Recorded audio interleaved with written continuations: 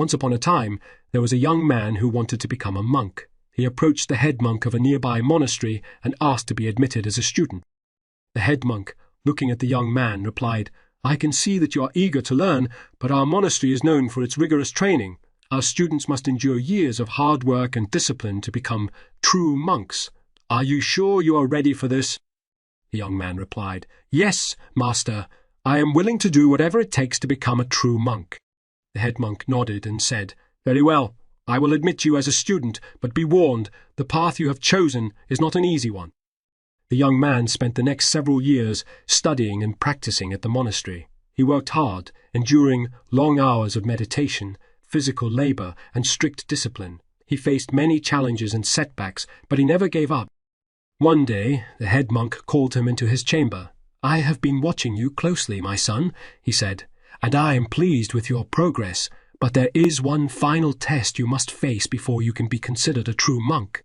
The head monk led the young man to a small room at the end of the hallway. Inside the room was a large stone slab with a small wooden mallet resting on top. "You must strike this slab with the mallet 1,000 times, the head monk said. "It will take you several days, perhaps even weeks, to complete this task, but if you persevere, you will have passed the final test and become a true monk."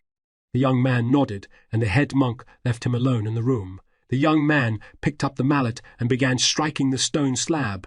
He worked tirelessly day and night, striking the slab over and over again.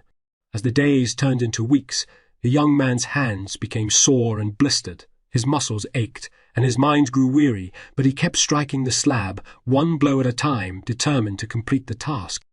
Finally, on the 999th strike, the young man's strength gave out. He collapsed to the ground, exhausted and in pain, but he refused to give up. With his last ounce of strength, he picked up the mallet and struck the slab for the final time. The sound echoed through the monastery, signaling the end of his test.